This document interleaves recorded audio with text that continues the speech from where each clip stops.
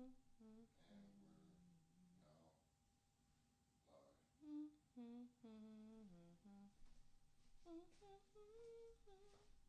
Hi, everybody. I think we're live. I don't really know. I can't see. So I'm going to say we are welcome. And if I don't know if we're buffering, I'm used to being able to see us so that I can tell what's going on. But if we are live, hello, hello, hello, and hello again. It is Thursday night. We want to thank everybody for joining us. Hello, Kemba. I just see you popped up because I put it on Rob's phone. How are you? It is going to be an interesting show if we can actually get it together. Instagram does not want us to be great. I was hoping we would be set up for StreamYard, but we're not. So we'll get what we get right now. So, bills, bills, bills, and some other stuff is what we're going to be talking about. I don't know if the title had showed back up. But this show is going to be based on an interesting video that was sent to me by one of our loyalists. And it was very interesting, needless to say, and it's something we have to talk about. What we're not going to talk about, though, is we're not going to talk about the Will Smith and Chris Rock incident. I'm going to avoid speaking about that like the plague because I feel like we've heard enough. We've seen enough. I think it broke it down. If you want to know Rob's opinion, he did a show on Monday, and you can absolutely go back and watch that. But again, the Chris Rock Will Smith incident, we are going to avoid like the plague tonight because it's just, we've had enough of it. Let's just say that. We've had quite enough of the Chris Rock incident, and we're probably not going to agree with most people on this because it does seem like we do not agree with most people on this incident. So, Robert is here. He's back. Let's do this. Yeah. I'm just be honest. I'm just kind of we're changing the conversations around black relationships, and right now that is strained a little bit because honestly, I'm a bit annoyed with my people today. Why are you annoyed? Please, please don't let it be about You already know why, So but I'm not. So I'm not going to. I'm not getting into it either. But y'all are funny. Y'all are very, Who's very funny? Who's y'all? Us as a whole, because that's how we look, basically. And I'm gonna leave it there. Like, yeah, we funny. We all funny because that's how we look. Funny as hell. Okay. Um, but bills, bills, bills, bills, bills. We did have a reel and a role that we were. They kind of spurned this, and it was a woman. Basically, I'm gonna play you're it in gonna a play second. it? I just was Okay. giving us some time for some people to jump on. I can't type. I don't see, so I don't know. Maybe It's you right can here. see. I can't. I'm 5'5". I only see so much. I There's cannot only, see. that's why So it's here you been go. bad. I'm not doing anything with it. Okay, well then I don't know what to tell you tonight. Guys, I don't know what to tell you tonight because it is what it is.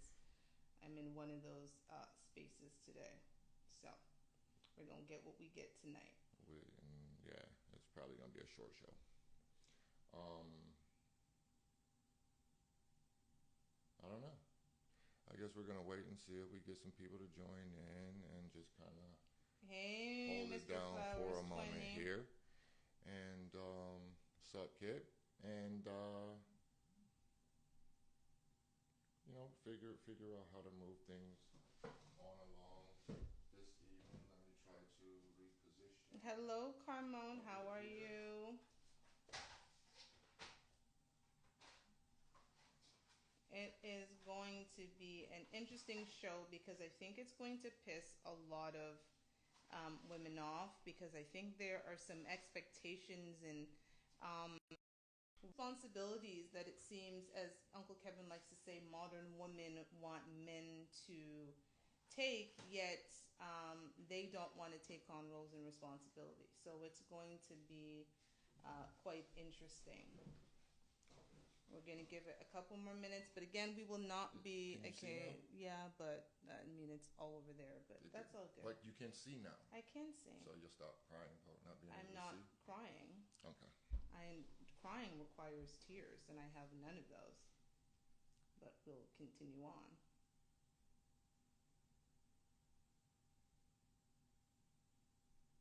So, um, getting a couple of people in here. She's still going to do some inviting. And the segue is what I guess the bottom line is, if you're dating, what does that mean?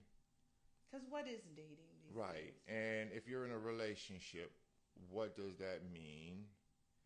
And Who pays the bills? right.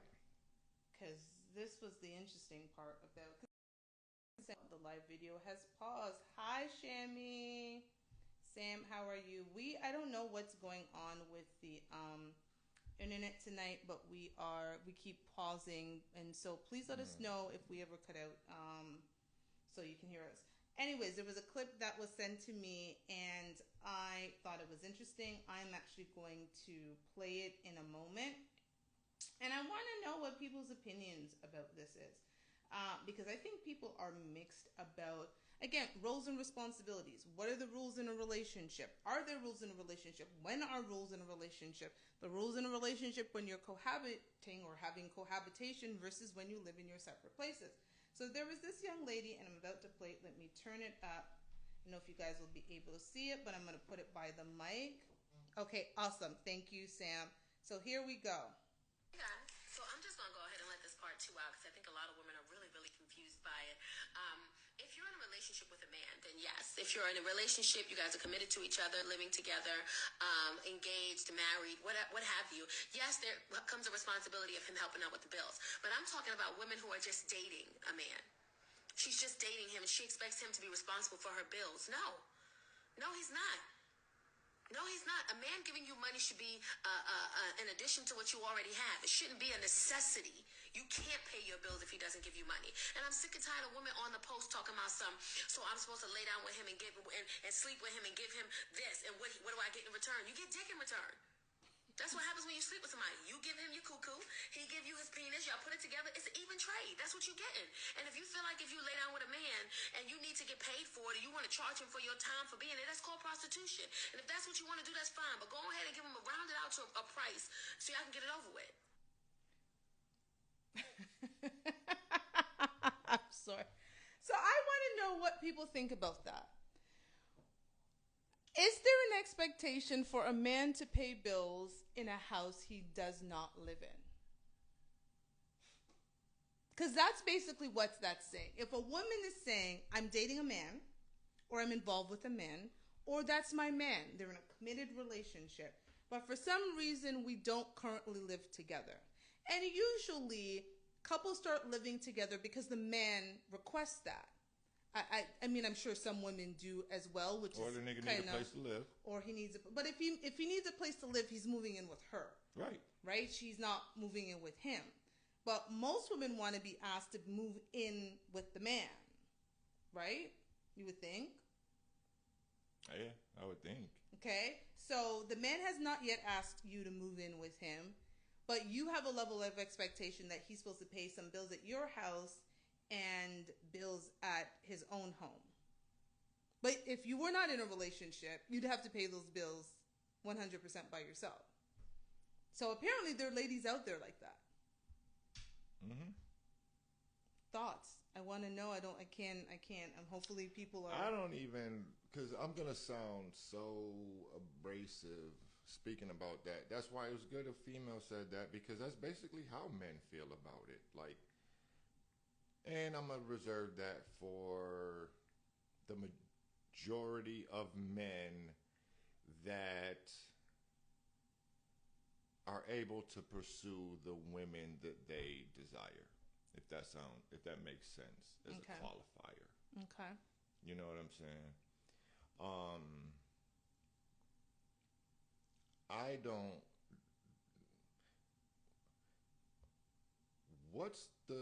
What would you call a man who doesn't live with a woman who he probably isn't the only man that she dates, and he pays all of her bills? What adjective would describe that guy? That's so interesting, because I didn't even see it in that way. But I don't know how I would describe that woman, because actually that's not how I saw it at all. No, I'm saying, how would you describe that man? Oh no, that I don't know how to describe that man. I don't think women should. How would you describe that man? The mildest term I could use for him would probably be like simp. Well, Because I that's don't. kind of the popular term now. Is kind of a blanket term when it just kind of describes a guy who other guys look at as kind of less than. But here's the thing. I don't. Again, I never even took it that way. I don't think most men who are just dating a woman and not dating exclusively are going to be paying that bills. When I saw that video, I thought of us in a relationship, but we live in separate homes. But my expectation is, even though we live in separate homes, that you're still supposed to pay some of my bills. I actually didn't even think, because to me, that's ludicrous. To me, it would be ridiculous for you to be one of many men I'm dating, unless I'm a sugar baby, right? As sugar babies, it's a whole different thing. But if I am apparently dating men, I couldn't see me dating you and several other men and having the expectation that y'all men are supposed to pay the bills in my house that you don't live in. Right. But what I've also learned, especially in the last week or so, is that I don't know what the majority is anymore. I don't know what is reasonable anymore, because it seems like that's moved so much from. And we paused due to poor connection. Can you guys still hear us? I don't know what's going on Instagram right now, which is why I had set this up for StreamYard, but it didn't happen. But because I don't even know if we're gonna have a show at the end of this. Anywho, if you can still hear us, let us know. But go on. I agree with you. The goalpost has moved so much that it's like what is up and what is down. Basically, these days. that's what I'm saying. Like, so me personally, my reaction to that is to just stand on my 10, talk my shit the way I know it, and welcome to discourse. Like, if you don't agree with me, then fine, but that's not a guy. Okay, a guy who is paying all of the bills, or just paying bills for a woman that he doesn't live with, and he's probably barely seeing. I don't look favorably at that. So I'd like to ask the ladies that are on, do you have an expectation that the men that you are dating, or we'll call it, like, I'll take the word dating out, in an exclusive relationship, it's just the both of you, you guys know you're committed, that's your significant other, that's your boo, that's the emergency contact on your work form or whatever it is, right?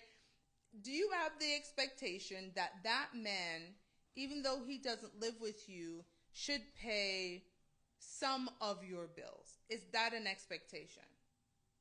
And I'm going to wait to see if people respond. Rob, you can continue, but that's the question I'm going to ask. Obviously, it's enough of a thing that we're talking about it. You know what I'm saying? That it kind of entered the popular culture, and we're having discussions. So I got to think that that's happening enough, because what's the term? Clout chasing. Mm-hmm. Like, so what's clout for a man? I don't know. I thought, so Carmon, so I do not have that expectation at all. Thank you. I appreciate that.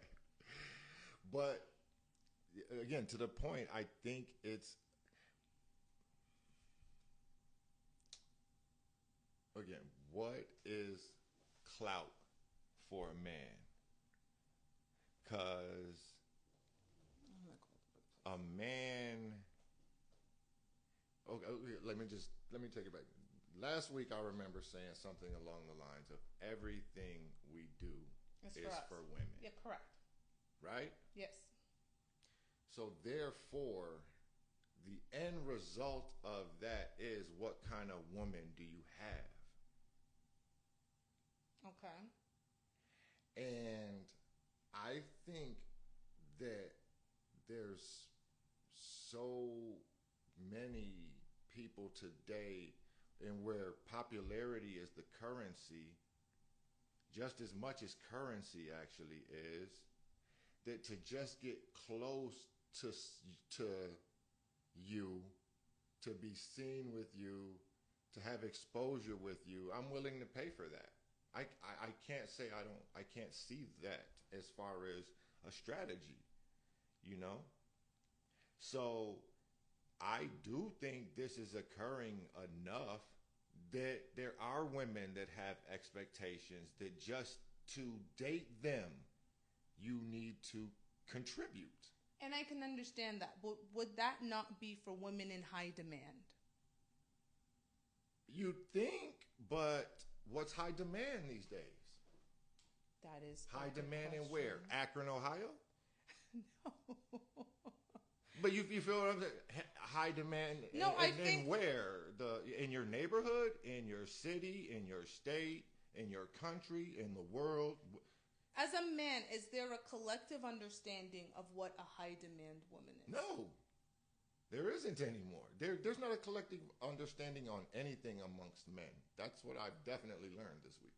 Men online, what would you think is a high demand woman? Because I don't, like Uncle Kevin said, there's not a high value woman, but there are women that are highly in demand. Rihanna is a woman that is in high demand. Beyonce, if she was single, would be a woman who was in high demand. Kelly Rowland was a woman who was in high demand. There's certain women that are high demand women. And I think if you were to look at maybe characteristics that they have, you would say that woman is in high demand. So you're looking at me funny. No, it's not. You just really hit me with something because you just made me think about that. All of the women that you described are like older and more mature. Who's like the up and coming young starlet that's in high demand? Who is the woman in Hollywood now that everybody wants? Because I can't think of her. I'm not as in the music industry much, but I think about that young lady, her. I don't even know what she looked like. I don't either, but I think there's a femininity about her. And the one Ella, the song that everybody loved over a couple of summers ago, Ella. I think of those women. I think that because I don't hear. Here's the reason I say that is you don't hear any controversy or drama or anything surrounding them. They kind of keep to themselves. They do their music. It's very feminine, light. Music. Maybe Janae Aiko. Maybe she's a woman of high demand. I don't know. She's closing in on 30, isn't she? I don't know. What's young these days? I guess. I'm thinking like 20 something. I don't. The we'd have to closest ask I can think of is the twins. The twins are not. Because only one of them is actually she's out on the streets. Music. The one of them is doing the most on Instagram and doing the absolute most. That's kind of the point I was making. It has nothing to do with bills, but I'm just really wondering, like, we were speaking of high demand women. Because again, Rihanna at 21, 22 had the older dudes and the guys her age checking. So Beyonce, what? But again, what do those women have that made them high demand? Forget the age. Okay. So thank you, Carmone. She says, I think a lot of younger women have the expectation. And social media has skewed some of these young ladies for what the reality of life is. There is no way that I would ever, and it's funny, I just spoke to my 20-year-old before this call and she was filling me on some news.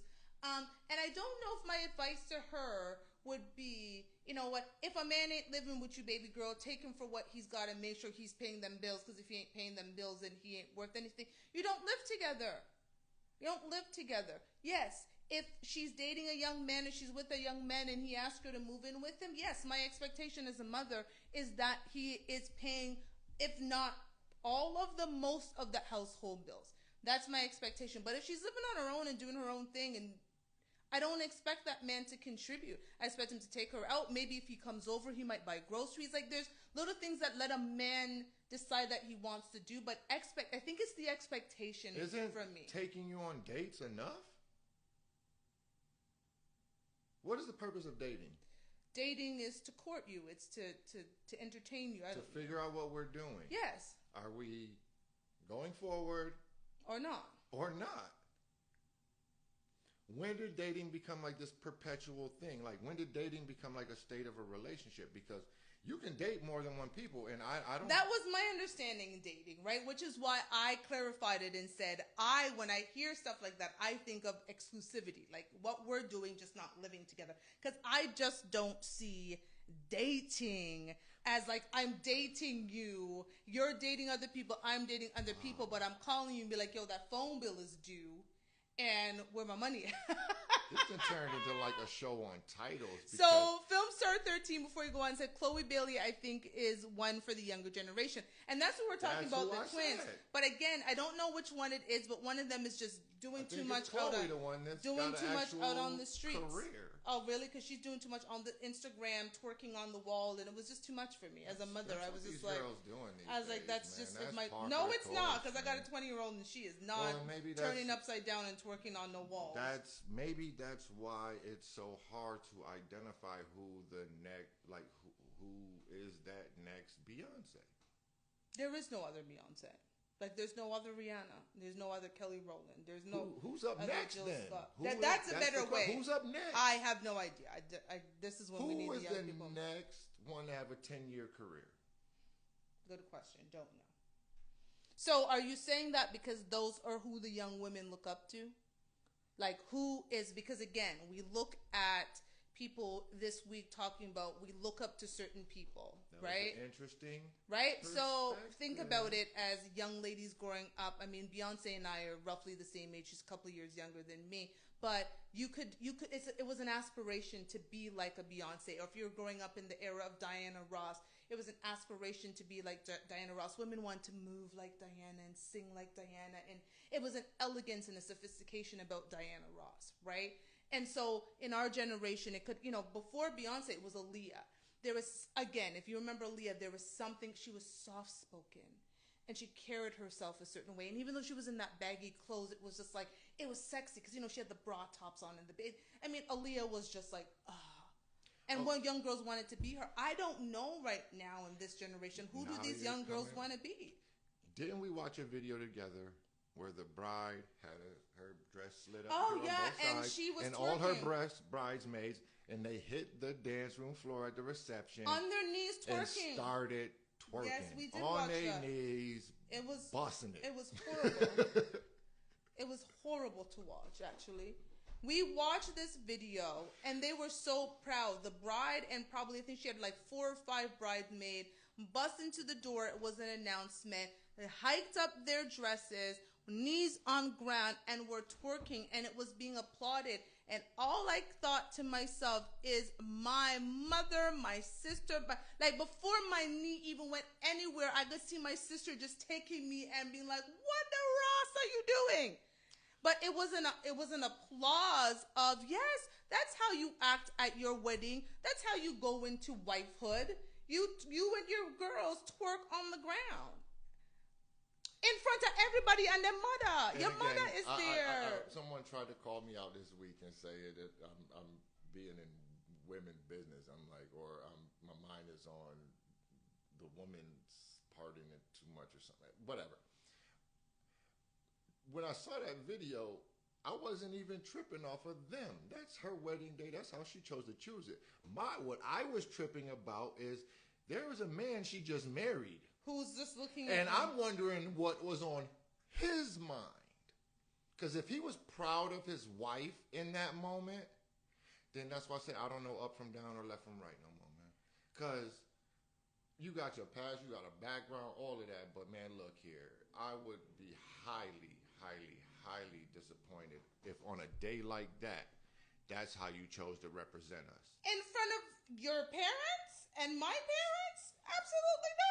That's the point. I have way too much respect for and listen, my father's faculties are not there, but just his presence in a wheelchair sitting there, I would not. My sister, my eldest sister, my stepmother, the people who I respect, there is no way that, and first of all, I think it would be a disrespect and dishonorable to you as my husband that I'm sitting there twerking my body for no reason. Like, no, I think, again, this is why I'm saying what's high demand. Because a high demand woman, do they do that? So Film Star says, I think a lot of girls want to be like Riri. Everyone is getting her chest tattoo and her hand tattoo. And I can get that, right? Rihanna is aspirational goals for a lot of women and young girls. However, I think each generation gets that. So your question is valid because this has got to be coming from somewhere, because I have to question, are women in their 30s and 40s, because that's really where our show is geared to, in 50s. I don't know if that as a 37-year-old to 55-year-old woman, are you expecting that if you're not married but you're in a dating stage, that a man is supposed to pay your bills? Because I'm thinking, if you're dating intentionally, as when we met, it was we weren't expecting anything, but once we connected, I was very intentional about what it is that we were doing. If you're dating it intentionally, your idea is to build a future with that person. And my thing is, if the man isn't thinking about building a future with you, to me, a man who wants to build a future with you is going to have certain signs. Yours was, I need you here. Let's do this together. And you know what I'm saying? Why I've been getting a lot of friction this week, because I keep being asked, what would you do if a dude did that to your woman? And I'm like, yo, my woman don't put me in situations to embarrass me, bro.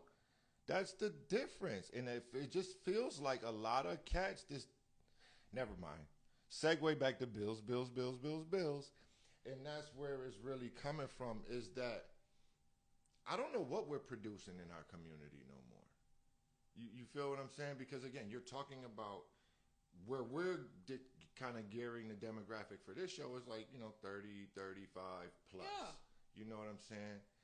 What is going on with this younger generation is a reflection of us, though. No, it is absolutely a reflection of us. If my daughter was twerking on a wall on her Instagram, that is a direct representation of me as a mother, and that would say I sucked as a mother. I failed. And sorry guys, I'm yelling, but again, for me, I am happy that social media was around in my day. I'll just call it what it is. Was I twerking on walls and would I put it on the internet? No, because that, to me, I'm so scared of my mother.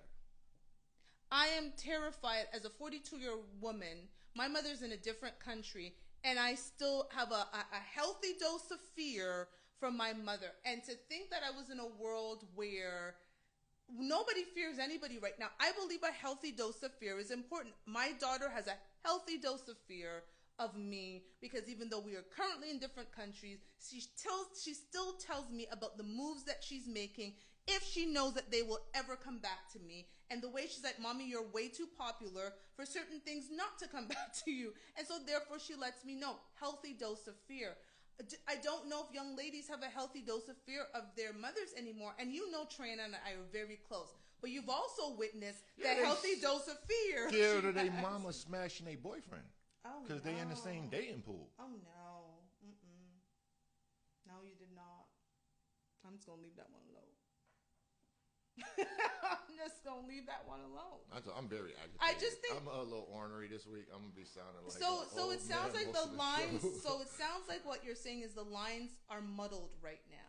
The lines are very muddled. And so therefore, what, we're talking right now, yes, it could be a younger generation thing, but it really sounds like most women in the dating pool could be in a space where they're having that level of expectation. I think that's the word that's driving me, because if it's an expectation, what does the man get from you? And I'd be curious for the single men that are on here that are dating, what are certain expectations that women have put on you? You're like, yo, no, we're not there. Because I look at my single time, and again, when we lived in separate homes, I had no expectation. I enjoyed the dates. I enjoyed the good times. There are people I would sleep over at their home a night or two. They would sleep over at my home. When we would do that would be one thing, but I didn't have an expectation. When my bills were coming up and my rent was due and my car payment was due, I wasn't looking with my hand out. Well, you sleep over a couple of nights a week and I feed you food and I give you pum-pum, so that means that you need to pay my bills. But that's not what it is no more. And it's obvious. But we're also not in. So guys, I'd be curious to know, we're not in the dating pool right now. We haven't been for quite a number of years, and quite frankly, you were married for quite a few years and jumped into the dating pool a bit, then jumped out, and then jumped back in. So Yep, you and kind got of roasted. not by me, everybody. Let's just please clarify that. That's a whole different story. I'm gonna do that on Men to Men Mondays. But again, you kind of, so for men who have not been in long-term relationships and are out there and are dating, what are these expectations that women have during a dating phase? Because maybe I've had it all wrong. Like maybe the issue is me, and I've had these expectations all wrong. And there are supposed to be certain things now dating that you pay my bills, even though we don't live together. That's because sometimes I feel like I am lost in the sauce. Does that make sense? Is that how you felt a little bit this week? Like you're a little bit lost in the sauce because there's a whole world out there, and you're like, this can't be real. And then you talk to people, and you go, really? That's how you think? Right? I think a lot of people surprise us with this week. This was black people's Trump, man. Like, this started revealing there's way more discord in our community than I actually thought there was. I agree.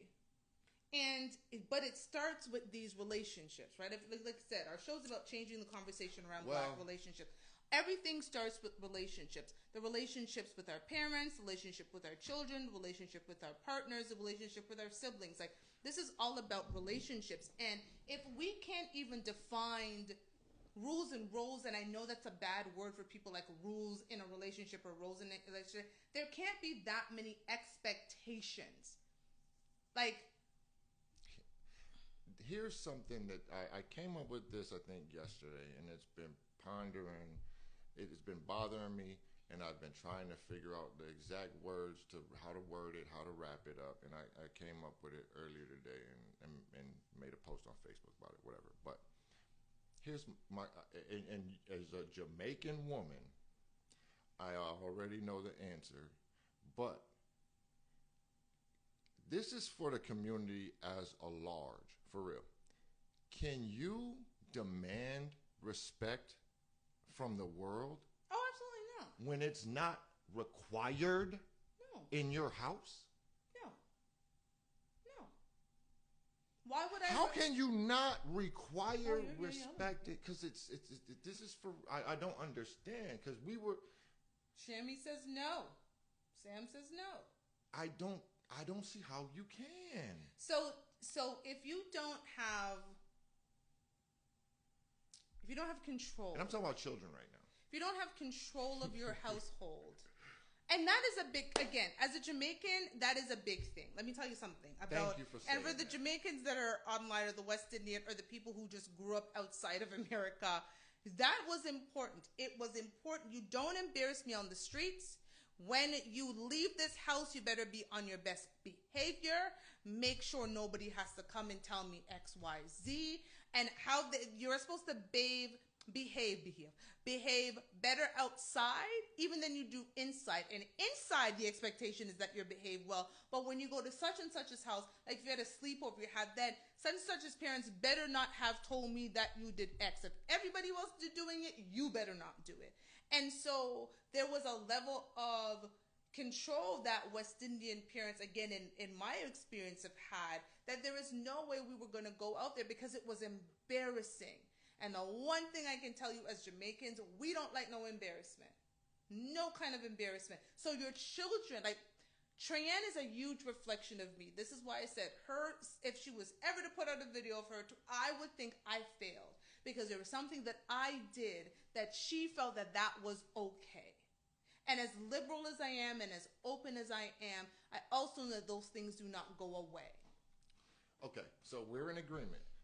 It's very difficult to go out there in the world and say you demand the world respects you when you don't even require respect in your own home. Correct. As a man or as a woman. Correct. Okay. So we seem to, hold on a minute. Okay. So we seem to agree on that. Now, let's segue into, is respect earned, is respect given, or is respect taken? I think respect is earned. So do I. Because giving respect is sympathy or whatever, and taking respect is submission. You just got them to submit.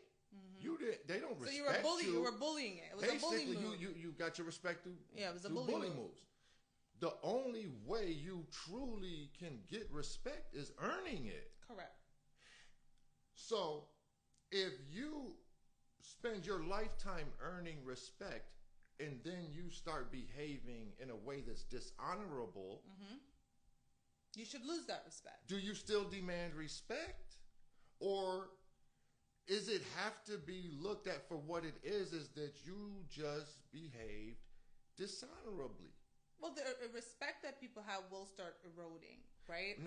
Let's not. Why did Malcolm split from Elijah Muhammad?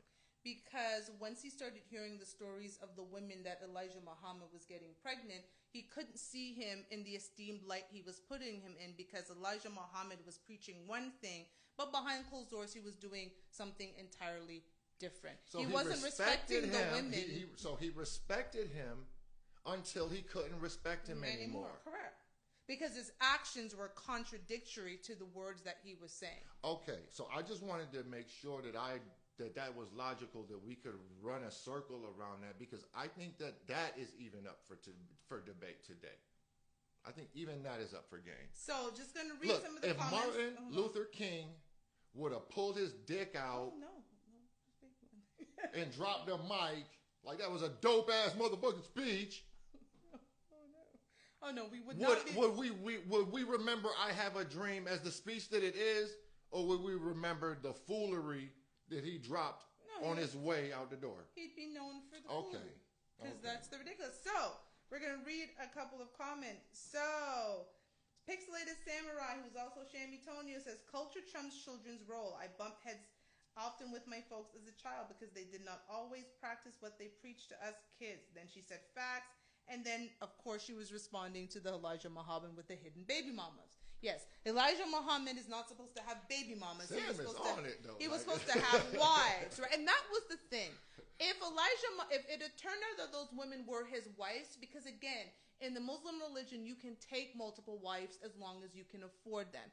If those women had turned out to be his wives and he had multiple wives, that was different. But he had baby mamas. Now, he was whispering in ears. The Honorable Elijah Muhammad had baby mamas. Yes, the respect that Malcolm had for him definitely got eroded in those moments. Thank you. I just think that's a really good example of it. I'm not saying that Elijah Muhammad did not spend his entire life building the Nation of Islam. But that's why Mother Teresa is Mother Teresa, because she didn't act ratchet. Yeah, like Mother Teresa wasn't up there in the strip clubs on the pole. And we're not knocking being up there on the strip club. On a pole. And on a pole.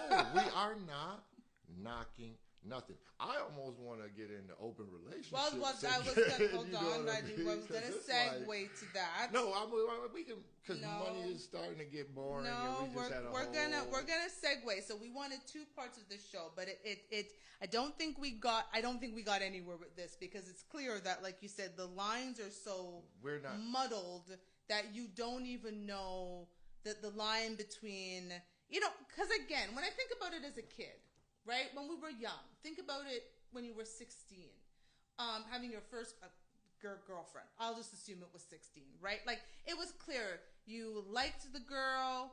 You asked her out. She knew when you asked her out, that meant that no other boys had access to her, and so did all the other boys at school, and all the other girls at school knew that they didn't have access to you, and then you were together and you were in a relationship. It was very clear stages. Right? When you broke up, you were done. I think it was very clear. You had a boyfriend. Mm-hmm. Now with the getting to know each other, the talking stage, the dating phase, then there's like an exclusively dating phase, but we're not in a relationship phase. Then there's just too much confusion. Who made dating a relationship status? Men or women? Women did. Because when when he brought you around his friends and they said, this is my friend, or this, me and Toshiba, is that your girlfriend? No, we're dating. Like, you let it go. Oh, I would have never let that go. Oh, I know you wouldn't, but I'm just saying, like, that's male or female, a person can only treat you in a way that you allow them to. That is correct. It's called enablement. If you enable someone to treat you in a certain way, and I learned that we all have in dating. Well, some right? of us won't learn it because. Well, it's funny. I learned there was a lot of lessons that I taught a lot of guys, and they would say to me, "Wow, it's interesting. You're so different." So there were certain things like, I will stand in front of the door and you will open it. Like there's certain things that I've always naturally did. It's again, grew up in a very feminine household. That's what you do. You don't go, "What am I going to hold the door open for you?" And so there were a lot of men when I dated and I would do that. They would go, and they knew instinctively what to do. But they said to Sheba, "You're one of the first women who have ever done that." You required it. I required it. And so when I stood there, it was and listen, attractive. I could have reached to the door 30 seconds before, and other people were walking in, and I'm still standing there for the men that I came with to open the door, and then he'd let me walk in, and all that happened. They said that I was the first woman that required them to open the car door and do all those things and come to my door and knock on the door and not just tell me to come downstairs. Because again, we determine how people treat us, and none of them had a problem with doing those things. But again, if you've dated 10 women and 9 have allowed you to treat them in the same manner, that one that's Why like, would that be your first instinct? Thank you. The first instinct is to text me I'm downstairs, or sit in the car and wait for me to open the door myself while you're there. Like, hey, like you don't.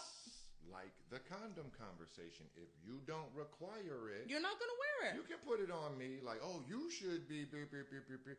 I'm a dumb male. I know y'all love. That's one actual area where y'all can treat us like dummies because we act dumb in that situation many, many, many damn times. But I mean, because I think somewhere in our head we assume that you're not trying to have a baby. Well, that's another conversation for another day. But I know. If I was a man, I don't know how I would react in that situation. We've seen the Sam J joke, and you've seen how the penis corrupts. Yes. You've seen how the penis corrupts. If you have not watched Sam J, please watch Sam J's comedy special. She is absolutely freaking hilarious. Some of the things that goes through her and the creator's mind, I wonder what's going on with them, what weed they're smoking, because that is hilarious. But I agree with you. Again, everybody should have expectations of other people, or should they? Is expectations a good or a bad thing? Now, I expect you, if I'm not in a relationship with you, to wear a condom. That is an expectation. We're not in a relationship. We're not exclusive.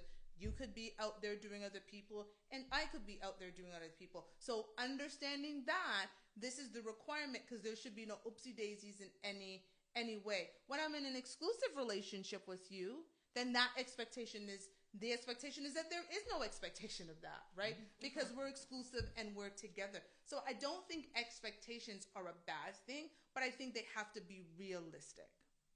And it's unrealistic for a woman to expect a man to pay her bills if they don't live together and they're not even exclusive.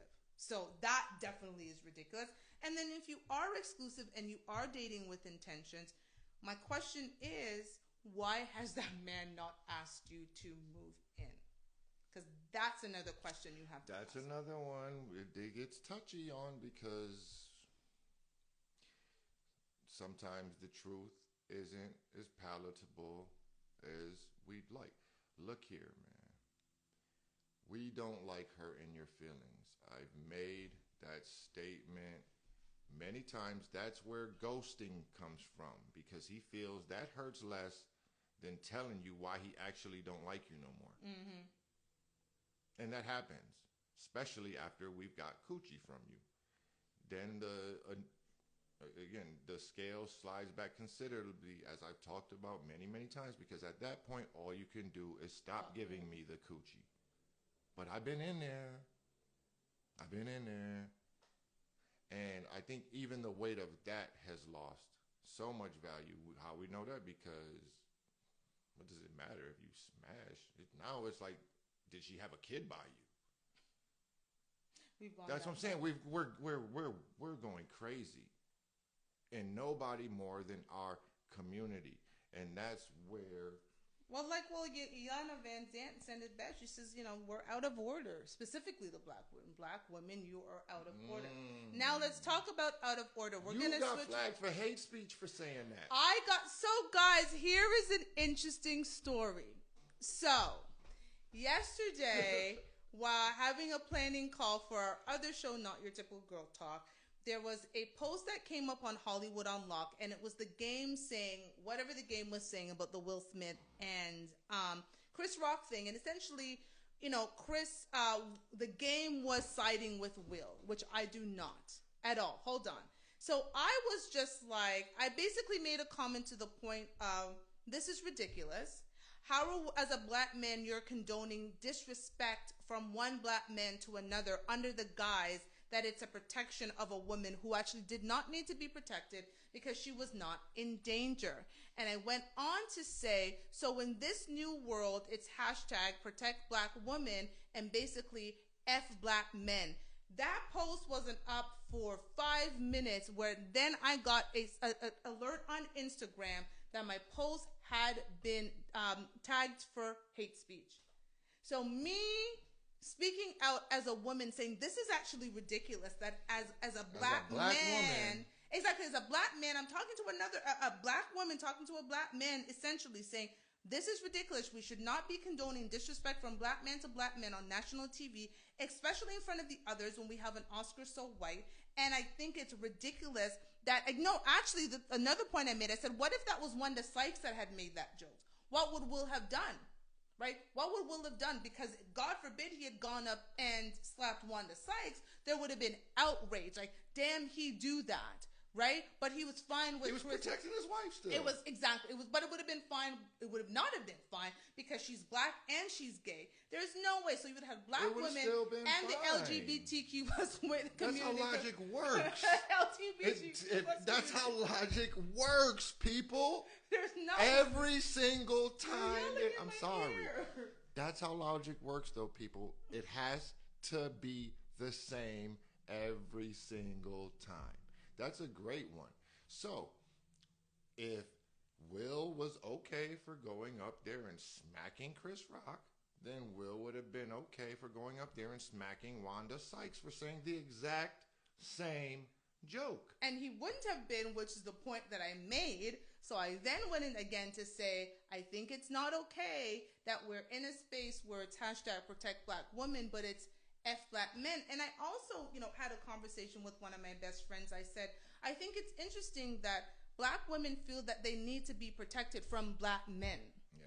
When black men have been our protectors, because like you said before, when they were, having the fire hose water at us, or all of those things were happening, we turned to black men for protection. And now we're actually going out and saying we need protection from black men. And that is the issue right now. And I cannot believe I actually got flagged for hate speech for protecting the honor of black men. Because the reality is, what our plan for our platform is that we're going to build it so that we will eventually have a media company where we can actually change the image in the media of how they see black men. Because black men are not being shown as they were back 50, 60 years ago. At all. We've never been shown in a positive light, man. Like, that's for real. What era? Sidney Poitier, you can point out certain actors, but we've always been scrapping for some respect. Because first we was just athletes. Shut up and dribbles. We were just athletes. Then we had to prove that we had some intelligence. And then we can't control ourselves from being violent. Yeah, the narrative out there in the community is not a good one. That's what I'm saying. So what era was it great to be a black man? That is a good question, black men. I don't know. I know it'd be a conversation for the older black men. I'd love to bring some older black men that's the like your greatest source father. of wisdom. Yeah, man, like he'll your tell you some. father And so thank forth. you. I talked with it about my. I had a conversation with my daddy, and thankfully, me and my daddy didn't argue about it. We saw it the exact same fucking way. As you should. Because right is right and wrong is wrong. And again, facts and opinions are two different things, but people are now taking opinions and calling them facts. And facts are quantitative. Facts are like, they're facts. subjective now. You didn't know that? No, facts are subjective now. They're not, there's not. 2 plus 2 is 4, maybe. So, I just think it's interesting that we are okay with the expectations from women, but men should have no expectations. And we're going to segue for the last half of the show into another topic that we thought We have was to revisit again. And I'm gonna drive the conversation a little bit, babe, on this one, because we're gonna be a little slick and clever and be like rappers and talking innuendo a little bit. You know what I'm saying? When we had the open conversation, the open relationship conversation, who brought it up? I did. Okay. Did I clutch my pearls? You weren't pleased with it, but you did not clutch your pearls. You said, let's have this conversation. Let's see where this goes. Because I knew where it was going. Because I know you. Facts. I do know you. Facts. So this was clearly, in my head, I was like, okay, what'd I say? This is her trying to get her 20%. My 20%. So we had a show basically about the fact that, again, when you only get 80% of what you want in a relationship. And at that point, I was maybe getting 60. I love him dearly, but I was getting 60 to 65. Rob is not romantic. I've never had a flower bought for me, even on Valentine's or my birthday or anything. And I want a little bit of that. I'm accustomed to that. So I was like, listen, if you're not going to give me my 20%, let's have this conversation about what it would look like if I went out there and found my 20. And again, he let me go on only for me to end up, and he'll tell you. No, I want you to tell Only him. for me to end up realizing that there was no way I could do that because it would be a disrespect to our relationship for me to go out there and have another man who felt that they could publicly express their love or affinity for me and say basically, F your man because I've already had you anyways. And if he's going to allow you to just be out there in these streets where any man can, who comes up and gives you what you want. I mean, you're going to say it a lot more eloquently, but you basically gave me the scenario where you were like, okay, so great. You go up there and you're dating, we'll call him the owner of some basketball team because he knew, like, if I'm gonna have an open relationship, like, I'm going for owners of restaurant chains and stuff like that. Like, it ain't the dope boy, right? So he was like, so you're at the Phoenix Suns game and you are front row, you're courtside, and people are texting me like, yo, your girl is courtside. Now this guy has fallen in love with me, wants to take me away from you. And I'm like, no, dude. But he's like, what do you mean? Like, Rob doesn't take care of you the way that I want. Rob isn't doing what you want. Rob ain't it. And I've given him this opportunity. If you were mine, I would never let you to be with nobody else. Yeah. What's more protective than that, black woman?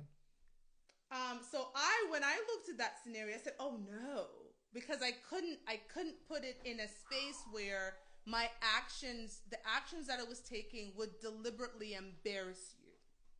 Because that's what it came down to. It make me feel like the man and repeat that one. So I couldn't take actions that I knew were deliberately embarrassing right to you.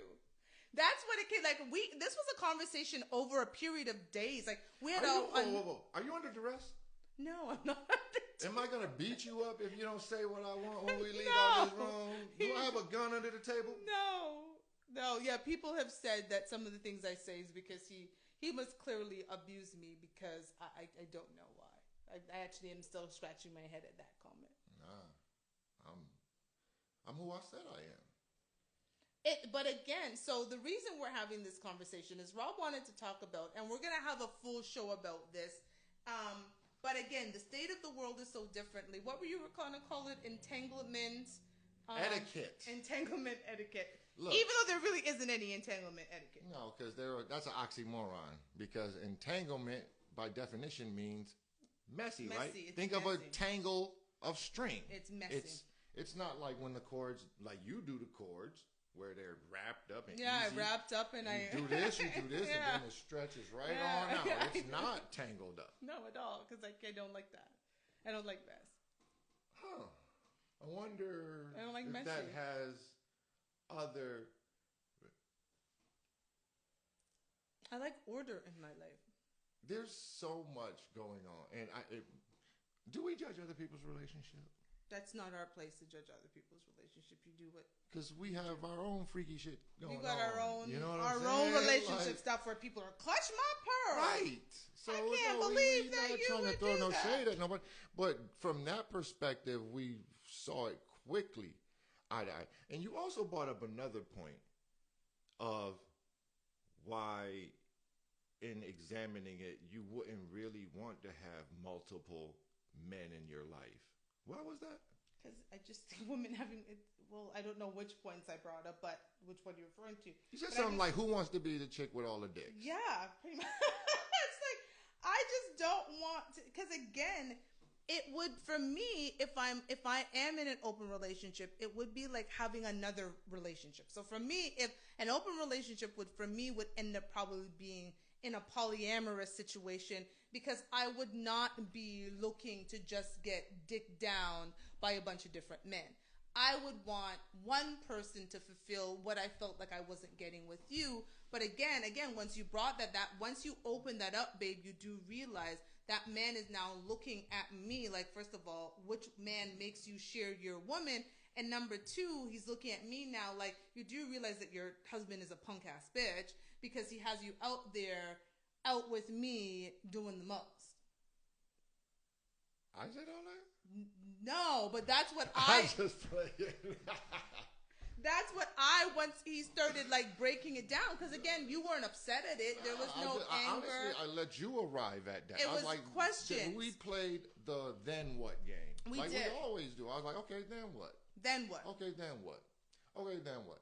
And the juncture that she started to see how real it gets is the juncture that a high-profile couple recently went through of, okay, so I'm doing my thing, you doing yours. If I'm doing something outside of her getting pregnant, what can she do to keep me? Like, what can she do to keep a claim on me? Very, very, very, very little. But for you, you out there doing your thing. And now, what if this man catches real feelings for you? And he's like, nah, I don't want to be a side nigga no more. I want to be your main man. And shout out to Andre Mack. I'm going to try my best in 2022. Not to say the word N. To release the N word from my vocabulary. I've tried. Shout out to you, bro. Because again, this has been a really, this has been a great week. Shout honestly. out to you, Andre Mack, because It's I've caused tried. me to feel like I got a lot of going. First, it was, again, I told you when I gave I tried to get the dab from the guy at the Islamic barbershop, and he looked at me like I'm a damn fool. I'm a grown man. I shake hands, sir. Yeah. And I was just like, damn. And he ain't had to say nothing. But that's how I roll. Like, I extrapolate a lot of data out of very brief encounters and very brief interactions. Everybody can't do that, obviously. But it really, that was kind of a trigger. I was just like, damn. You know, y'all been getting on me about my wardrobe. Comfortable. And we're never done growing up. We aren't. And we're open to critique in relationships. Inside a relationship and outside a relationship. Like, you're not immune from looking at your relationship and saying it could be better. And if you not want to be better, because everybody wants to be better, will yourself to do better. I don't want to be around you. But you say that and assume that. I don't know if everybody wants to be better. I think some people are okay with the comfortable space. And anyways, everybody wants to be rich. Everyone talks about it. You know, there's no one that would say, do you want $1 million? No. But not everyone is willing to do what it takes to earn that kind of money. But again, getting back to, because you tend Yeah, to I know. I jumped get off around again, but topics it's and it's back on very the same annoying. thing. But back You've to been annoyed all your night, so. whole entanglement etiquette, Right. which there is really none. But Because entanglements are messy, and etiquette is clean and cordial, and so the there's couples that go out with another couple and swap partners that have less chaos than the situations we've been seeing lately. that is correct. Because there's an understanding that the core relationship, no matter what you're doing, whether it's any type of relationship, the core relationship gotta be first. Absolutely. That would be I don't think you should be in situations where you're doing anything like that to try to fix a relationship. Like opening up your relationship to other people isn't a band-aid. So right? how is bad marriage for life a recipe? It's not. Because you admitted it's bad. So that's like saying your wedding vows with nothing but sickness and lack and hurt. What you described your shit as a bad marriage. Yeah, and I mean when you put So, words out into the universe, it will respond back. How in the hell is anyone else supposed to look at it? So, Twins Inc., that's a wonderful slogan they said. And you put it out to the world. And again, that it's a bad marriage. That it's a bad marriage and that you're trapped in something that is bad. And so if you're, again, in entanglements. Who wants to stay in something bad? Like, who does that? People who, for their own reasons, need to stay together. They like things bad. They need to stay. I don't know if anybody likes things bad, but there is... I kind of do. I think... Okay, I'm going to put it like this to you. And I'm sorry I cut you off, babe. But I think that in 2022, there's people that will lay on the ground and complain about getting stepped over. Interesting. Okay. Yes. You feel what I'm saying? Instead of getting up and instead of standing up and then nobody can stand over you. Yeah. Nobody walks over you when you're standing up, but you're gonna lay in the ground. You're gonna lay in the middle of the sidewalk and then complain about people stepping over you. And that the people stepping over you are the reason that's their fault because they could have gone around you. And you can't get up because people keep stepping over you. So, Twinsing said correction. That was a horrible slogan they said. And I said the word wonderful like sarcastically because that's how I saw it. So, thank you for the correction. But again, you put it out into the world. And again, if you're in entanglements and so forth, and listen, we are not opposed to open relationships. No. We determined that it wasn't for us, but we're not opposed to the idea of an open relationship. Again, you do what's best for your relationship. But at the end of the day, it's your relationship that matters. If your relationship is being fractured, then everything else should get shut off until that relationship is mended or corrected or whatever you need to do. Because that core relationship matters. It should matter. Let me choose my word. It should matter the most. And let's be straight. This is Arizona. I've had some indecent proposals. And straight up how I've seen it is that even a man that is okay with his wife being with another man is not going to allow her to do that by herself.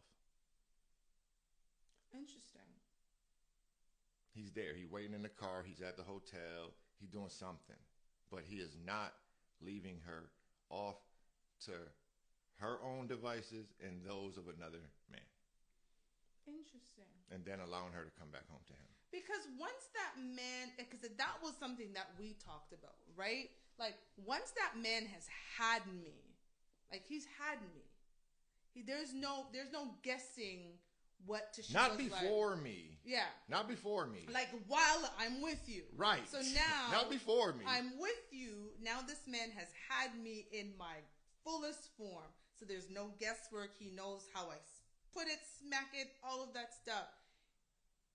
Now he's like, again, like, well, you ain't ish, sir. And I'm better than you. And so I'm going to get your woman from you, which is what Mr. You-know-what was doing. We won't name the names. He has a right to feel that way because it probably doesn't take too much gumption to arrive at that. Like, what?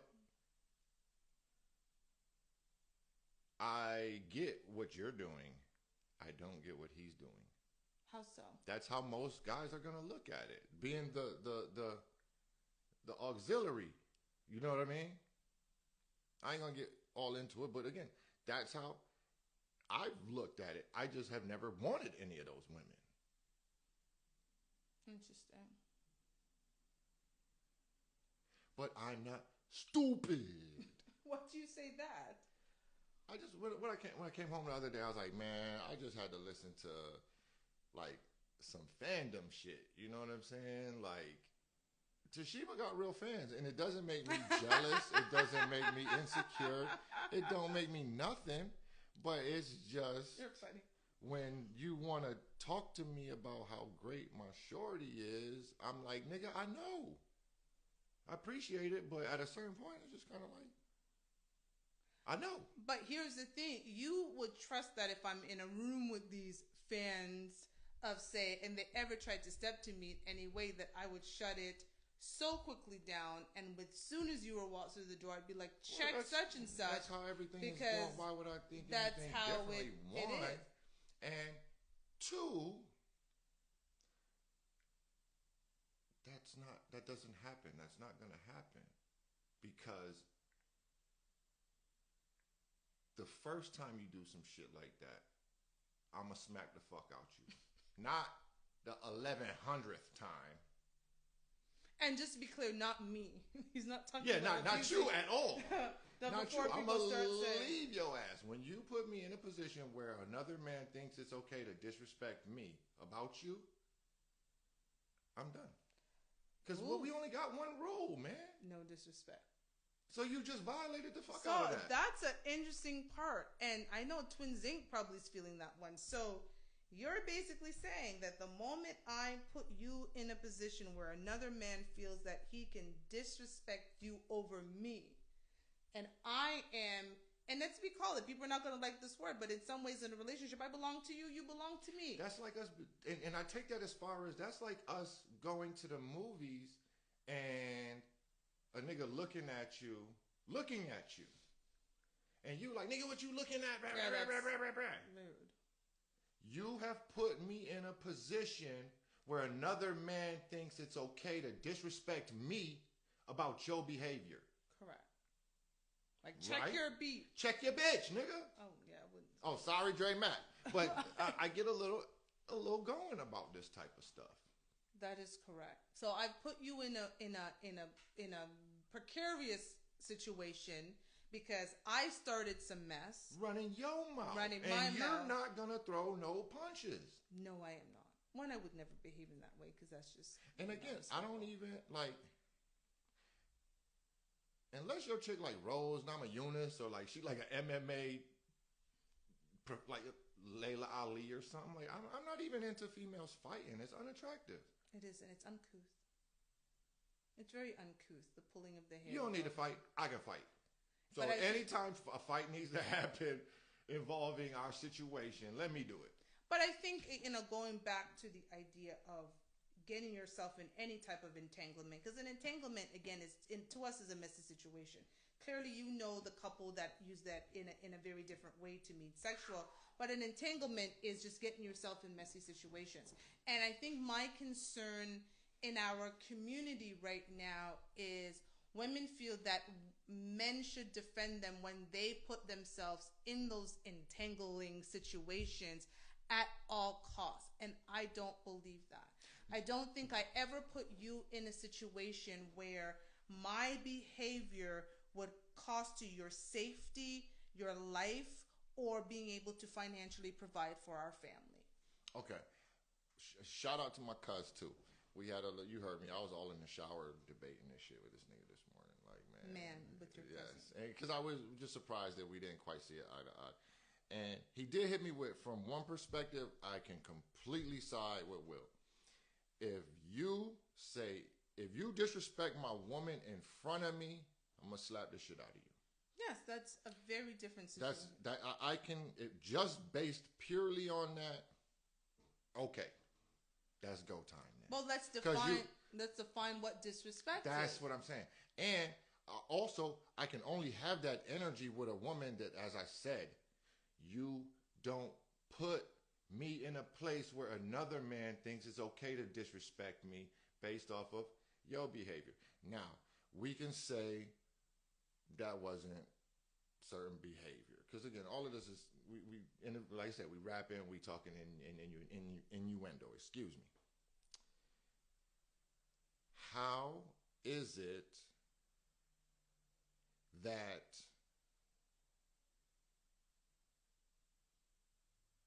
if that's what comes out, that that's the reason that I assaulted you, it's not about you? Well, it would be about me. That's what you said. Disrespected me. It was. I know you're kind of talking in parables and people understand. I'm going to read Twinsing. All right, go ahead. My opinion, a woman should know her man's triggers. If she cares about me and us, she wouldn't put me in that situation. And I That's what I'm completely agree screaming, with that. Twins. Like, yo. And I completely hear it. And that was my thing, right? I think, but our situation is we do have rules and roles in our relationship.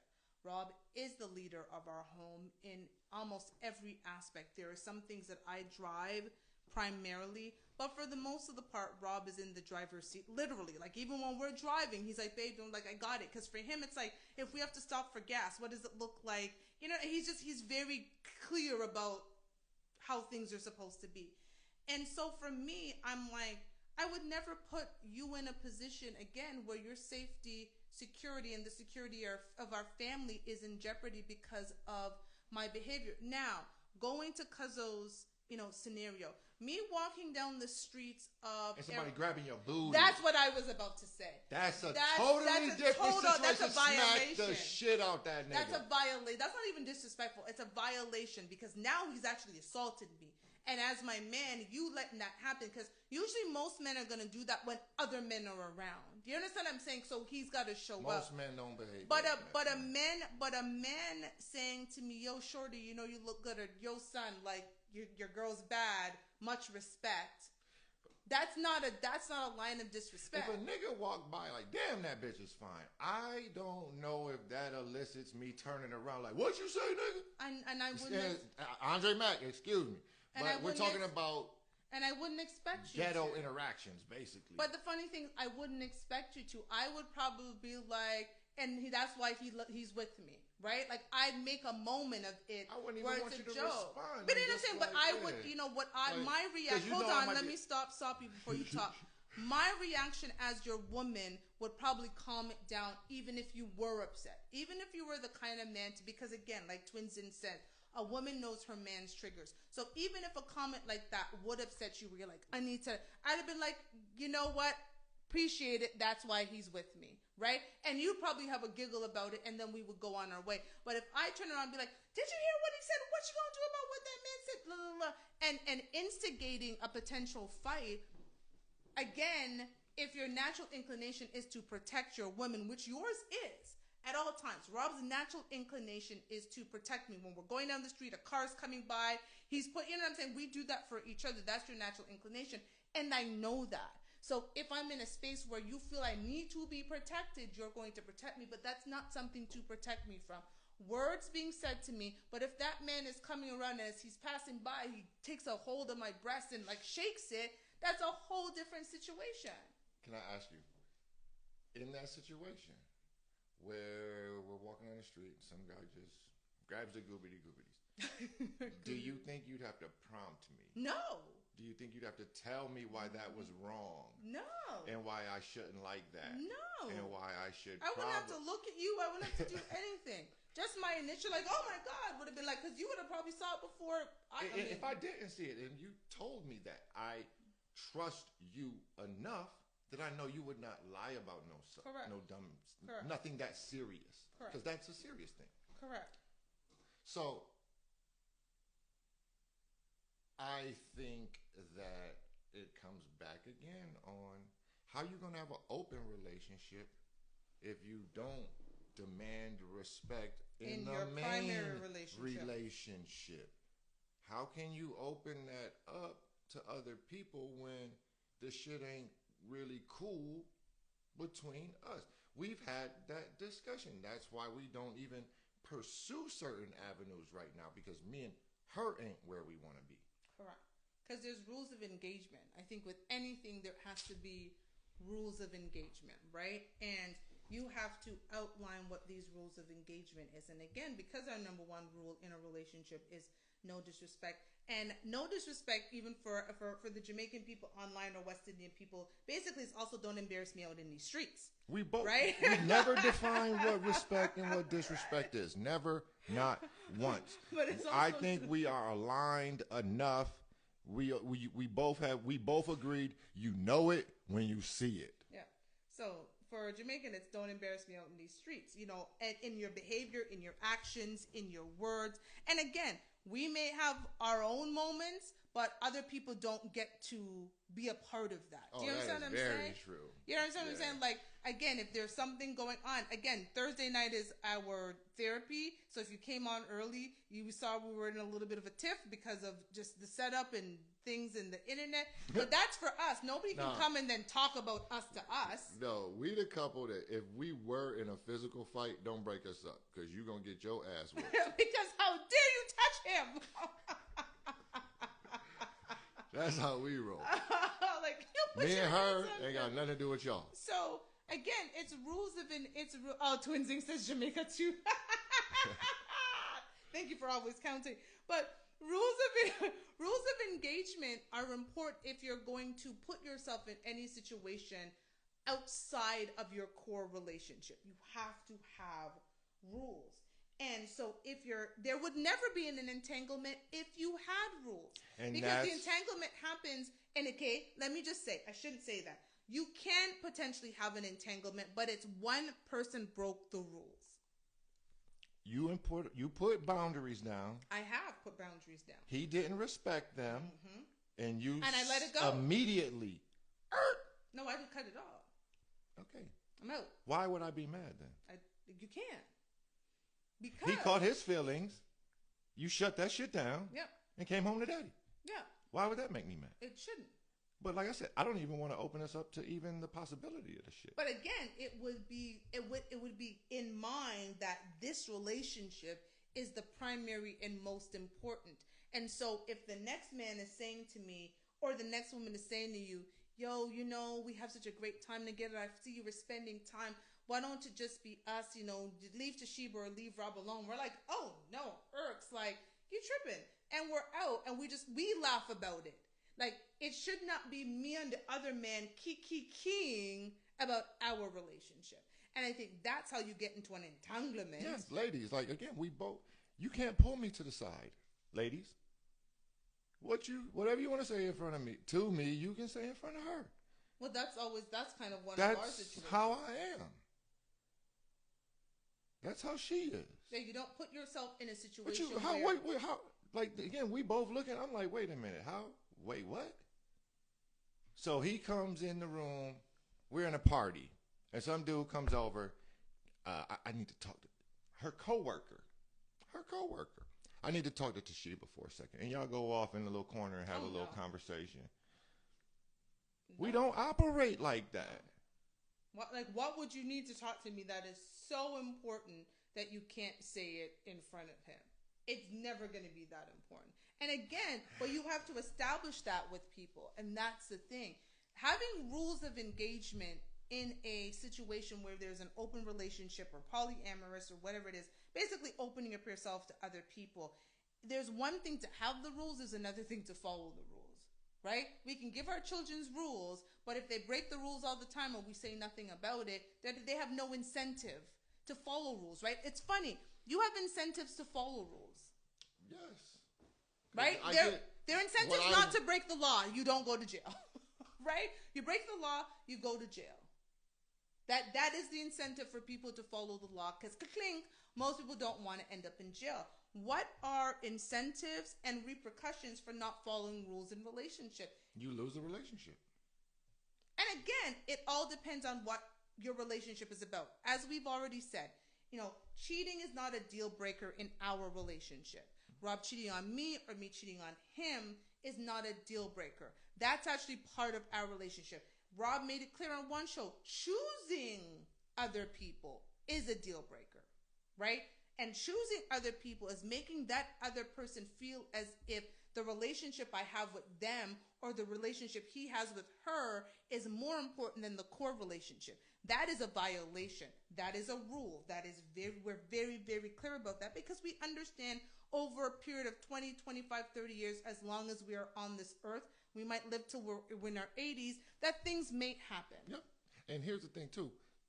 Many of y'all have gotten caught up where someone did choose the other person, but they just talked you into, they just cheated. You see what I'm saying? Ooh. We're both investigators. Like, there's no way I'm going to come home and say something just happened unless it literally just happened. I know, I got the password to your phone. But like, when did you meet her? Yeah. Oh, about 6 months ago. Okay, that don't sound like you just... How much have you been communicating with her in the last 6 months? Every day. Every day. Nigga, you wasn't cheating. You was choosing. Andre Mack, sorry, I'm gonna get a nickel jar and start with. Please. Yeah, because if you notice, I am on it. I realize every time I say it now. That is a fact, right? Again, there are incentives to rules and following rules, but there also have to be repercussions when you break the rule, and you only get into any kind of entanglement and messy situation where someone breaks the rules and there was no repercussion for their action. Because you don't just fall into bed with someone. A lot has to go on before y'all are in a space taking your clothes off together. Let's be clear. And let's be clear, women. As much as some of y'all want to act like you're some savage and you want to quote the Nicki Minaj's and whatever Nicki says in her songs. I can't remember any of her lyrics, don't care. But act as if you're some savage. Most women are not giving up the cooch to men that they don't have some type of feeling for in some way. He appeals to them in some way. Now, I'm not saying it has to be love. I'm not even saying it's a man that she feels that she can have a future with, but there is some affinity for that man because our pum-pum isn't generally just going to go get wet saw. You understand what I'm saying? Yes. Like, even when we're in, we were even funny enough talking about, we don't get the idea of angry sex because we're such cerebral people that if we're not in a good headspace, there is no action going on in this house, right? If we're both not in a very good headspace, there's nothing going on. So the idea of angry sex for us has been like, that's just a sign of toxicity and dysfunction because we have never been able to, and we don't have a lot of tips, but when we do, it's kind of like, I'm just not in that space with you. And he'll still hold me at night. We still do all of that, but I can't be in a space where I'm like, oh, I let it take this out on me. Like, no, thank you. So again, me going out there and saying, I just fell into bed with somebody or this, I don't know what he's talking about, babe. No, I know you well enough, you would say to me, that you had some kind of affinity. You felt something for that man. We were at a bar drinking. Okay. And then what? Well, then we caught a cab to his house. That's interesting. What was on your mind when you were in the cab to his house? Oh, we were just having a wonderful conversation about the war in Russia and the Ukraine. Okay. So you were in the cab. Who was getting dropped off first? No, we were planning on going back to his house to continue drinking. Oh, okay. And you think that's a good look for me? Vice versa. Yeah. Me doing the exact same thing, that's a good look for you? No. You're like, now, if I'm at the bar drinking and the girl's giving me mad rhythm and she's drop dead gorgeous, will probably be texting you like, Chiba, get down to the bar. But I can also understand, you know what I would also, let's keep that scenario. I can also understand whatever happening in the bathroom of that bar. No. If you let a nigga fuck you in the bathroom, I'm done with you. Listen to what I'm saying about you. Oh. Can you please just follow along? I would understand if you are getting met by a girl, you're and it stayed at the bar. There was no leaving, because again, the moment you decide to leave a club or whatever, there's thought that goes into that. I'm leaving and I'm not going home. That's the first part. right? It isn't as if, oh my God, you were passing by, you had the neutral bathrooms, you went slap, slap, slap, you came to your thing and you went, shit. But you saying, I have to pay for a hotel or I'm going to her home. And at some point, there's some consciousness that goes, I'm about to cheat on Sheba or I'm about to cheat on Rob. Damn, this is not a good look. That's why I said a whole lot of stuff that shouldn't be happening happens before something just happens. Stuff doesn't just happen. And so when you're talking about the rules of engagement, because again, we don't have any judgment. I say whatever relationship structure works for you, works for you. However, if the core relationship that you're in isn't solid or isn't the foundation of the existence of that outside situation, of course you're going to get into all kinds of scenarios. And then why are you together? Right. Because the moment you start being out 5 days a week and seeing me too, then I'm the side piece. And we can't have that. Or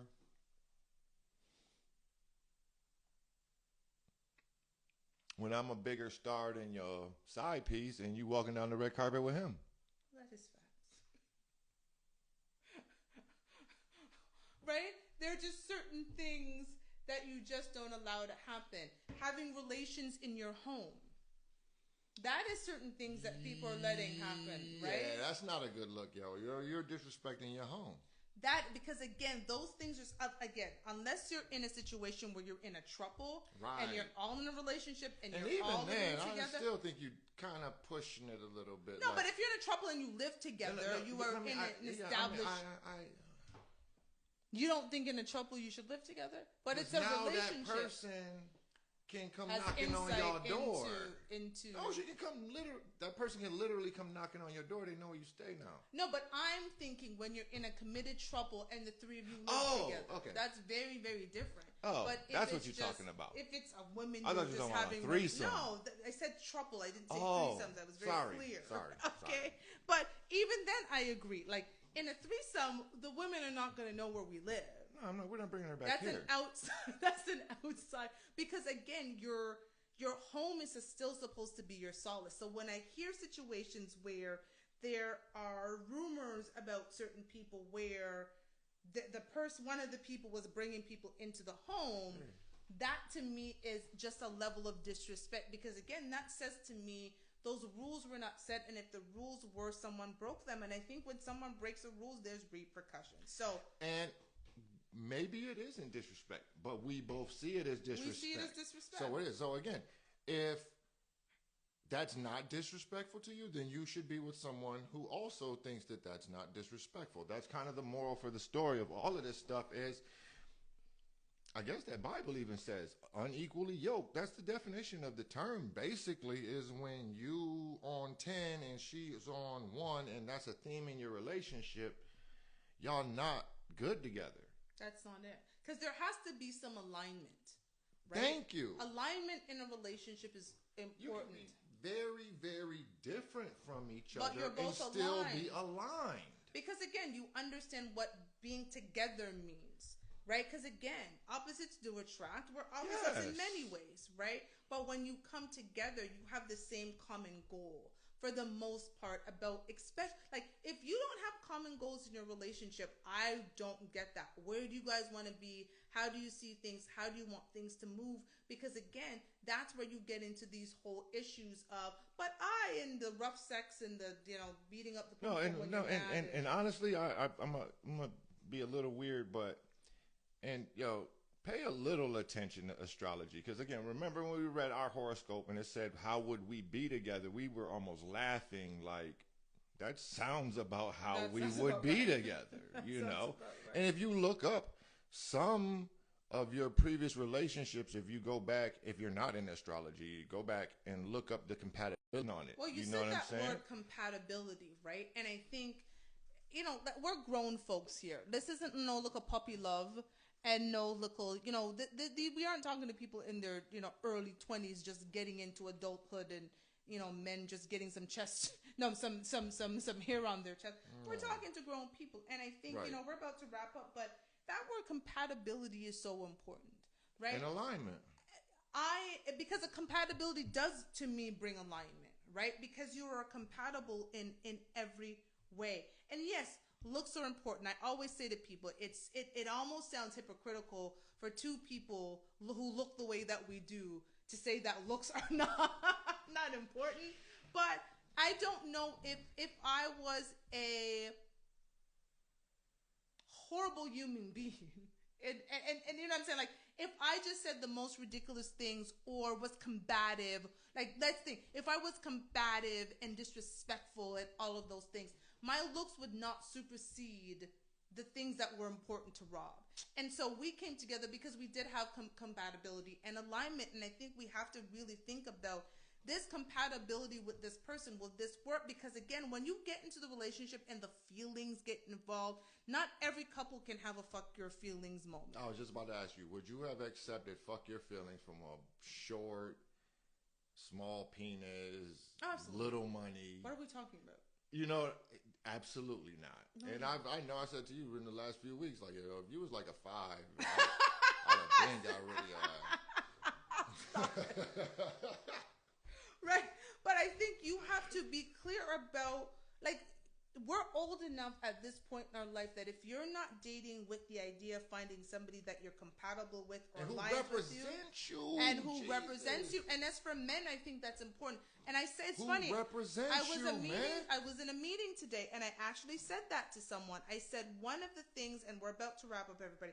One of the things that Rob said to me in the very beginning of a relationship that was profound and probably is one of the, you know, if I could say 10 reasons we're here today, is he said, and this was maybe 3 or 4 days into our conversations, and we were having long, lengthy conversations. It wasn't COVID, guys. So, yeah, you know. She was talking how she talked now already. Like just 5, 10, 15 minutes go by. And I remember saying, even, not to cut you off, but I remember saying to her, this is a dangerous thing for me to say, but I could listen to you talk all night. You did.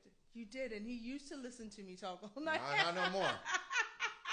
No, you still do when we're laying down. Stop it. So what he said to me was, I feel confident enough to say I could send you to a meeting that I had booked and for whatever reason couldn't make it, and knew that you would represent my interest and not your own.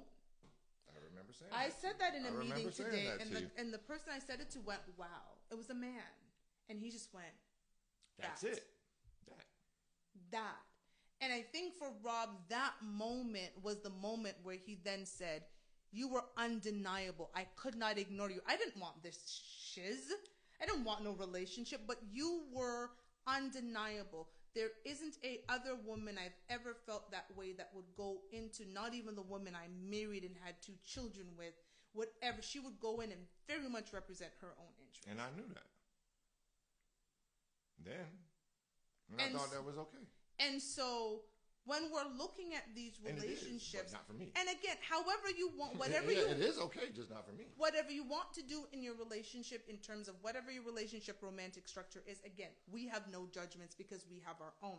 However, if the core of your relationship is that person, when they're out of your line of sight, is about their own interest and not common interest. Because again, your interest is the family's interest. Do you get what I'm saying? So if I'm in a meeting, it's not just about me not representing my own interests. I understand that your interests are the family's interest. Where sometimes my interests are my interests. I'm very honest about that. Sometimes my interests are just my interests because I want to be selfish. I'm a bit of a spoiled brat. I'm a daddy's girl. And sometimes my interests are my interests. But when it comes to understanding what the family interests are, that's Rob's interest. So if I'm in a meeting and I'm representing you, it's because you're representing the family. How can you win if I'm losing? Oh, no, I cannot win if you're losing. Because I've hitched my wagon to you. I think there's a lot of women thinking they're winning and their man's losing. But that doesn't make any sense. Right? And that was another thing we said, again, wrapping up shortly, guys, but that was another thing we said. Just because his light is shining does not make mine dim. And that's a powerful thing to hear for a woman say, because I've dealt with that where not even like barely past casual, but just getting a vibe of like, this chick really wants to be like, she's competing with me. And there should be no competition. There should be support. I am in complete support. Speaking of support, Monday nights now is going to be Rob's show. It's called Man to Man, Real Conversations, No Judgment. I will be behind the scenes. I will not be on camera. You will hear my voice occasionally, but it's an opportunity for men to come together and have real conversations. It's like barbershop talk. And again, it's because we had a pilot and it was good. So I was inspired by the events of the week, and we just went on. Duke joined me. Duke will be around frequently on the joint, and fellas, that's part of this. Is like, man, iron sharpens iron, but sometimes that causes sparks. Okay. Think of it like they say in school, ain't no dumb questions, man. Like I said, I realized that it's just a lot of stuff that's just common sense is not universal. Everybody doesn't have it.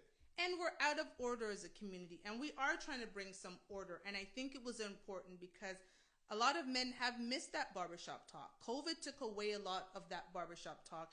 And a lot of the outlets online right now, the mediums online, are still men speaking to women. And so we have this Thursday night show where as a couple we speak to the Black families and the Black community. But we thought it was, and I actually thought it was important that Rob had an opportunity to be himself with other men, and you guys can have some respectful discourse. It isn't about agreeing with everything. Not everybody's going to agree with what he says. No, not everybody agrees with what we say as a couple, but it's about having respectful discourse as a community, because we used to be able to have that. It's not about slighting anybody for their choices, but it's about being able to understand different perspectives, because that's the only way we move forward as a community. So I bring that up to say, I said something to Rob that I think a lot of women these days would go, oh. I actually said to Rob, you're the bigger star in this relationship. I always knew you were. When I met Rob, I said to him, because he was interested in the fact that I was had written my books. He told me his story, and I said, my God, you need to write your book. And that's when the comment came up where I was like, just because your star is shining doesn't make mine dim. I am happy often to take the back seat, because a lot of the times I am up front. I do a lot of things that puts Toshiba up front. But I recognize very quickly in this relationship, if we were to ever do anything, Rob is actually the bigger star. And so I don't want to dim his shine on Man to Man, so I will never come on. I literally sit, there's a corner seat, we have a couch, like a little lounge chair. Right, I sit in the corner and I will moderate. Like, it was perfect, and I was getting it. And when I can look over there, and I put my hand up. She raises her hand when she wants to talk again. I know y'all like, oh, he definitely beating her. But I raised my hand on our other show too. I just think it's polite. It's that, and then I was already set the stage for it, and it's like, yeah, there's gonna be occasionally you'll have your hand up, and it'll be like, no, nobody wants to hear from you right now. No one cares. And we're talking. And it's not disrespectful, because I think men have to have discourse. And the problem is, again, women started intruding in barbershops, and men were being told to mind their P's and Q's about how men operated. So again, Monday nights, 9:30 p.m. Eastern, 6:30 p.m. Pacific will be Man to Man, real conversations, no judgment. This is a judgment-free zone, and we're not saying that the ladies can't be involved, but I don't see you guys coming on live, and I will not be having my own show, because there is more than enough shows for women. And quite frankly, I do have another show, Not Your Typical Girl Talk, on Saturdays. Rob is still involved in that show, but I feel like there's enough outlets for women. Balance. And there's not enough outlets for men. Is important. And that's what we're trying to balance it out a little bit. Y'all been talking y'all stuff for a while now, and like I said, the narrative it's pretty much commonly accepted that the black man ain't much of shit, and I just strongly disagree with that. The men that I know don't fit into that category. We have made mistakes. We are learning. All of those things. Like that's where it's like some of y'all with horrible lives act like unless a nigga Jesus, he can't say nothing to you. Not Jesus. And that's just crazy. But I think it was Denzel that said, like, no one doing more than you will ever criticize you. That is facts. It's always somebody doing less than you. That is facts. So that I actually think is very much fact. So that's how we move in that energy. Because people who are doing more than you aren't worried about what you're doing because they're way ahead. They're already there. They're not really looking behind. So again, it's the people that are behind you that are looking ahead. So again, I look at most of the critics. That's why I so welcome it. Like, please bring the smoke, because that's kind of letting me know you're trying to catch up. But here's the thing: discourse is important, especially discourse between black men. When it's logical. Like I said, my cousin, he came with one scenario I couldn't wiggle out of. I was like, yo, from that perspective, I have to give it to you, because that's when, again, like someone grabbing your booty. Like, if you disrespect my woman in front of me, it's popping, bro. And I get that. So that's whether the joke was disrespectful or not. And ain't got nothing to do with it, but it's kind of offensive as hell. And we know Garcia has alopecia. Yes. She did not find the joke offensive. But to not only that, but to people with multiple sclerosis and Parkinson's disease. And who lost their hair because of cancer. And right. It's really offensive talking about alopecia as a goddamn serious disability. Like, you cannot go on disability and get a check because you have alopecia. So stop it. And this is why, again, the discourse is important. So again, Monday nights, 9:30 p.m. Eastern, 6:30 p.m. Pacific. Mondays, bro, same time. I'm gonna shout at you anyways. Yeah, I need to holler at Dre anyways. Man to man Mondays. Real conversations, no judgment. We're excited about this. I think we want to create a movement of black men being able to come together, because whether we like it or not, and women don't want to hear it, black men are our communities, and without them we don't have a community. So we don't need to be protected from black men. We need protection from black men, and in order to do that, we need to protect black men. And so I am so excited about this. And we're not in a place where we can be complaining about these women not building us up. So we have to build each other up. You feel what I'm saying? And that's really what the show's about. And this is going to be my last comment about this. And I think that is where my disdain for the favorable response of women about Will Smith's action came from. Because I thought, so we are okay with black men blatantly disrespecting each other on national television, but those same men are supposed to turn around and protect us? We are blatantly okay. We had women going on and said, that's what a man is supposed to do. How many men are in prison right now? Clink. Because they protected a black woman who, before the clink, she had already moved on, including their own mama. So how are we moving? We've seen what black men in the community have done with black men not being in the community did to the community. So now we're okay with taking out more black men. There is no way. And again, this is why we felt the need when this situation happened and Rob and I had a conversation. I said, babe, this is why you need your own platform, to be able to have discussions and discourse with other black men. And we've been having, even young men reaching out to us that have been watching our platform and saying how inspired they are by what they're seeing. But again, it's one thing for us to talk, it's another thing for Rob to talk. So man to man, spread the word. Mondays, same place. We're going to be here. Thursdays, we're still going to be here. Me and my babe, the same situation. We're moving out of Black Finance Month, so we will be getting back to sexier, more fun topics, I know. But we thought it was important. We're going into 420 month too, so guess what Rob's going to want to talk about. Jesus. But that's that. And then we got men to men. It will give me more of a chance to run my mouth, because again, on Thursdays it's me and you, and I want to talk. But honestly, I don't even want to talk a lot on Monday. I want to hear from my fellas, man. I want to hear what y'all got to say. I want to hear what y'all think is going on with us, and I want to hear what y'all think we can do about it. Because again, this younger generation is a reflection of the older generation, and it's probably because of a lack of leadership. So Duke said, thank goodness we're getting out of Black Finance Month. I know that wasn't, he doesn't even have to tell me. I know that's what the thank goodness is for, because he was over it. Yeah. He was like, well, tell me more about what's going on in relationships. So guys, if there's any specific topics you want us to discuss on y'all can request Thursday topics too, nights, man. let us know. The first part of the show was actually brought to us by Duke. Duke had sent me that crazy video of the woman who thinks that like women are crazy for making men pay their bills and they don't live together. So please let us know. I am open. We are an open book when it comes to our relationship. Good, bad, or indifferent. We started the show and I was sick of him. So I won't slap none of y'all for talking about her because again, we are opening it up for interpretation. So again, when they say she's for the streets, I laugh. I ain't gonna run up on you, dog. I promise.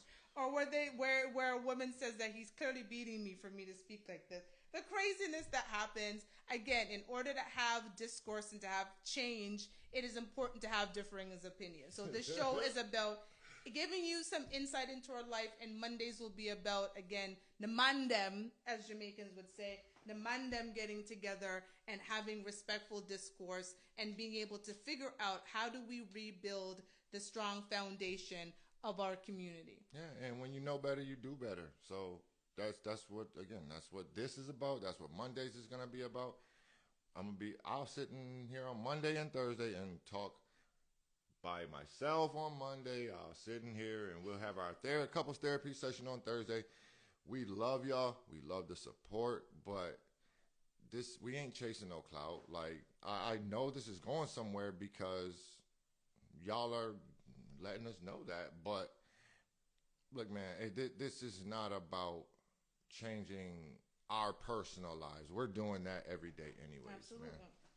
We are doing Straight that up every and day. down. Yes, and I thank you for saying that, babe. This isn't about us.